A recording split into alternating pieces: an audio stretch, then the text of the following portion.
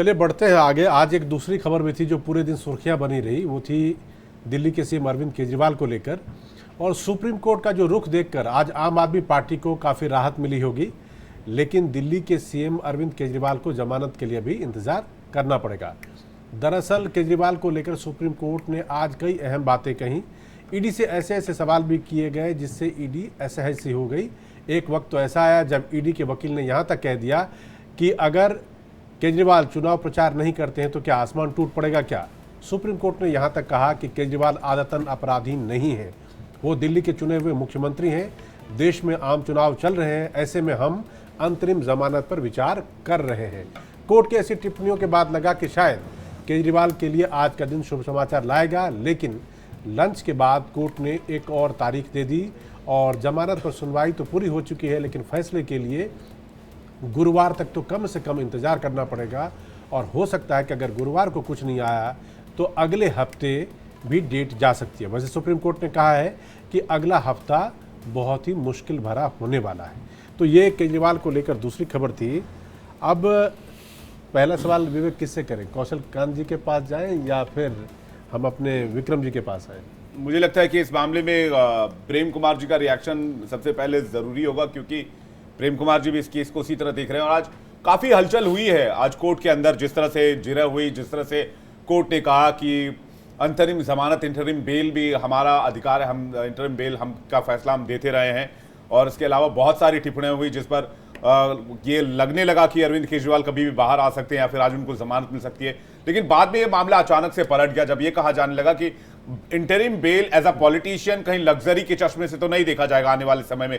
क्या आप पॉलिटिशियन है तो आपका इंटरिम बेल मिल गया क्योंकि आप चुनाव लड़ना चाहते हैं, आपकी पार्टी चुनावी कैंपेन कर रही थी। ऐसे कई सारे लीडर्स जो जेल के अंदर से रहकर चुनाव लड़ते हैं या लड़ते रहे या लड़ चुके हैं। तो मैं प्रेम कुमार जी आपसे समझना चाहूंगा, क्या ये जो इतनी आसान सी राह लग रही है कि गुरुवार को हो सकता है इंटरिम बेल हो जाए, ये वाकई इतना आसान है या फिर सुप्रीम कोर्ट ने डीप स्टडी के लिए थोड़ा सा टाइम यहाँ पर रखा है अपने पास? देखिए विवेक जी, कल मिहिर जी के शो में ही मैंने कहा था कि आज का दिन ऐसा है जिसमें अरविंद केजरीवाल जी को जमानत पर वो रिहा हो जाएंगे। मैंने पूरे विश्वास से इसलिए कहा था कि उससे पिछले वाली जो सुनवाई हुई थी उसमें सुप्रीम कोर्ट ने स्वयं कहा कि चुनाव का समय है और इस समय हम अरविंद केजरीवाल को देना चाहते हैं इंटरिम जमानत। और ईडी ने कहा था हमें भी इतराज नहीं है, लेकिन सुनवाई होनी थी। आज सुनवाई दोनों को पक्षों को से जवाब देना था, तो उसमें बहुत सारी बातें आई। उसमें मैंने तो अभी इस पर एक लेख भी लिखा है और छप भी गया है। मैं उसमें एक बात जो मुझे एक नागरिक के तौर पर लगती है वो ये है कि सुप्रीम कोर्ट ने एक ऐसी बात कह दी है कि हम मुख्यमंत्री को जमानत देंगे, लेकिन वो मुख्यमंत्री के अधिकार का को अवेल नहीं करेंगे, साइन नहीं कर सकते हैं। तो ये बात एक नागरिक के तौर पर हमें बहुत खटकती है कि आप मुख्यमंत्री का बहुत सारी याचिकाएं आपके पास आई, आपने ये ठुकरा दिया कि इस पर फैसला लेने का अधिकार एलजी को होता है, हम नहीं ले सकते, ये बात कह करके आपने ठुकराई। तो आप मुख्यमंत्री का अधिकार खत्म करने वाले होते कौन है? जनता ने मुख्यमंत्री को अधिकार दिया है मुख्यमंत्री का। तो इसका ये एक संवैधानिक व्यवस्था के अगेंस्ट में मैं अपना विवेक, मैं कोई सुप्रीम कोर्ट से ऊपर नहीं हूं कि उनकी ये करूं, जो फैसला आना है वो कमेंट भी आपका, इससे हमारे चैनल का कोई इत्तेफाक नहीं है, ये आपका पर्सनल कमेंट है और आप पर्सनल कैपेसिटी में इस कमेंट को इस चैनल पे रख रहे हैं। मैं संवैधानिक व्यवस्था की व्याख्या कर रहा हूं, जो भी बात आप कर रहे हो आपकी पर्सनल कैपेसिटी पर है, मैं ये मानता हूं जी। मैं कौशल कांत जी के पास जाना चाहूंगा। डॉक्टर साहब, दो परिस्थिति है। एक परिस्थिति तो अभी हमारे सामने है कि केजरीवाल साहब जेल के अंदर है और हम सब देख रहे हैं कि कैसे पार्टी की उनके का प्रचार चल रहा है, कैसे कैंपेन हो रहा है। दूसरी परिस्थिति ये हो सकती है कि अगर उनको जमानत मिल जाती है और वो बाहर आ जाते हैं, तो मेरा सवाल आपसे सीधा सीधा ये है कि जैसा कि कोर्ट के रुख को देखकर लग रहा था कि थोड़ी नरमी थी, हो सकता है कि वो बाहर आ जाए। अगर वो बाहर आ जाते हैं तो बीजेपी के लिए कितना मुश्किल होगा? मुझे लगता है कोई मुश्किल नहीं होगा। अरविंद केजरीवाल जो मतलब दिल्ली जो कंप्लीट स्टेट भी नहीं है, उसके बाहर कुछ भी नहीं है राजनीतिक तौर पे, जहां भी हैं बहुत ही मार्जिनल हैं और वो अब इंडी गठबंधन में मिल गए हैं। तो मुझे नहीं लगता कि उनके बाहर आने अंदर जाने से इस देश के चुनाव पे कोई बहुत फर्क पड़ेगा। हाँ, आम आदमी के जो कार्यकर्ता उनके मोराल पे फर्क पड़ेगा। और जो मैं एक चीज कहना चाहूंगा कमेंट कि कोर्ट ने कहा कि वो आदतन अपराधी नहीं, ये बात तो सही है कि वो आदतन अपराधी नहीं है, लेकिन वो आदतन झूठे, मक्कार और धोखेबाज जरूर है। सीरीज ऑफ इवेंट बता सकता हूं। वो चुनाव नहीं लड़ेंगे, चुनाव लड़े, वो आपकी गाड़ी पार्टी नहीं पे भी लेंगे, तो ऐसा ही वो- इल्जाम लगता है कौशल जी। जी बताइए कौन सा इल्जाम बताएं नहीं, आप विपक्ष, मेरे को? मैं अपने कब? तरफ से नहीं, विपक्ष भी आप नहीं, पे जैसे आप उन पे लगा रहे हैं, कुछ नहीं, ऐसा ही मैं- आपके मैं- बारे में कहा जाता है। नहीं सर, मेरी बात तो सुनिए। जी, जो जी। मैं बोल रहा हूं ये फैक्चुअली करेक्ट है। हमारे अमित भाई साहब, माननीय मोदी जी, जी। कौन सी ऐसी बात जिन्होंने पब्लिक प्लेटफॉर्म पे कही और जिससे वो पलटे हैं? यहां पर पलटने का काम केवल अरविंद केजरीवाल, गाड़ी नहीं लूंगा, वो ये बंगला नहीं बताएंगे अभी लूंगा, थोड़ी देर बाद, सिक्योरिटी विक्रम नहीं जी के पास लूंगा, आ रहा हूं। सुरक्षा नहीं लूंगा, और जो लोगों का नाम लेकर के बताते थे कि ये धोखेबाज हैं, उन्हीं धोखेबाजों के साथ हाथ उठा करके अब स्टेज पे नजर आते हैं, वो फोटो चलाते थे। आपको याद होगा वही सारे लोग लालू यादव को गाली देते थे, कांग्रेस को गाली देते थे, कांग्रेस बच्चों के सर पे कटम रख के कसम खाते थे कि हम कांग्रेस के साथ चुनाव नहीं लड़ेंगे, आज कांग्रेस के साथ हैं। लालू जिसको चारा चोर बोलते थे आज उनके साथ खड़े हुए हैं। एनसीपी शरद पवार को कहते थे आज उनके साथ खड़े हुए हैं। वो सारे लोग जो उनके जेब में रखे हुए कागज की लिस्ट में होते थे, उन सारे लोगों के साथ वो खड़े हैं, तो आदतन झूठे और मक्कार हैं। और ये बात याद रखिएगा, सुप्रीम कोर्ट ने कई बार ऐसे केसेस में टिप्पणियां की हैं।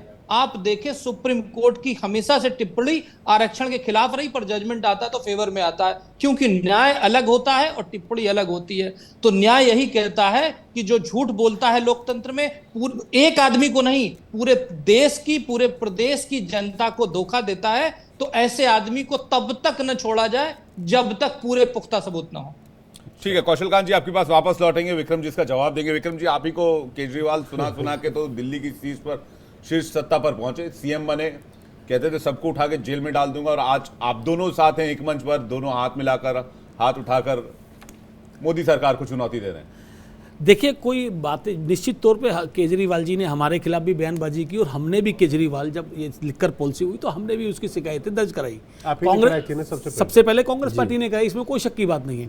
परंतु हमने ये भी शिकायत दर्ज कराई थी कि जब दिल्ली सरकार, दिल्ली राज्य पूर्ण राज्य का दर्जा नहीं है और विशेष शक्तियां उपराज्यपाल साहब के पास हैं, केंद्र सरकार के पास ज़्यादा शक्तियां हैं, तो हमने ये भी आपत्ति दर्ज कराई थी। उस कंप्लेंट को देने के लिए मैं भी साथ गया था कि उपराज्यपाल साहब ने जब इनकी विदेश जाने की फाइलों को रोक दिया था, इनकी ट्रांसफर पोस्टिंग की फाइलों को रोक दिया करते थे, तो ये लिखकर पॉलिसी पास क्यों कर दी?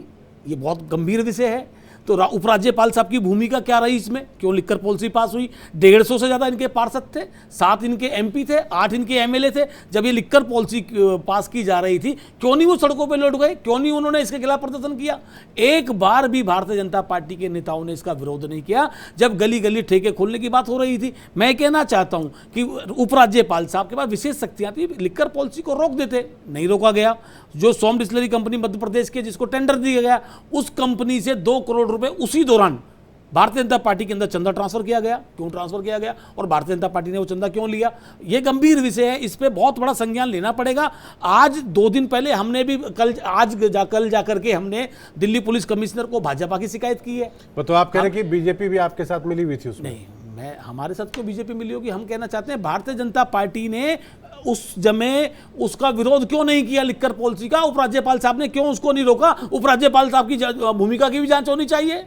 हमने इसकी मांग की थी, इसका विरोध किया था हमने। लेकिन आज अगर भारतीय जनता पार्टी के नेता बैठ करके यहाँ पे उनको झूठा मक्कार कह रहे हैं, ये भाषा देखिए, मैं कहना चाहता हूँ कि प्रवक्ता है भारतीय जनता पार्टी के, अगर किसी नेता ने झूठ बोला है तो आप उसको झूठा मक्कार इस लैंग्वेज भाषा में संबोधित कर रहे हैं। देश के प्रधानमंत्री जी ने इस देश से जितना झूठ बोला है, मैं आपके चैनल के माध्यम से कहता हूं, मेरे ऊपर मुकदमा दर्ज कर दीजिएगा। मैं कहता हूं, मैं कह रहा हूं आपसे, आपके चैनल के माध्यम से कि प्रधानमंत्री जी ने इस देश से जितना झूठ बोला है, अगर देश के इतने प्रधानमंत्री रहे, एक से बड़े बड़े नाम के प्रधानमंत्री रहे, किसी ने देश से इतना झूठ नहीं बोला जितना नरेंद्र मोदी जी ने इस देश से झूठ बोला है। मैं पूछना चाहता हूं, मोदी जी ने 2014 में कहा था बहुत हुई महंगाई की मार, अब की बार मोदी सरकार आज दाम बढ़े हैं घटे हैं। पेट्रोल डीजल 35 रुपए लीटर देने की बात होती थी, 100 स्मार्ट सिटी बनाने की बात होती थी, गांव गोद लेने की योजना थी, किसानों की आय दुगनी करने की बात थी। आप देखिए डॉलर को रुपए से बराबरी करने की बात थी। उन्होंने कहा था बॉर्डर पे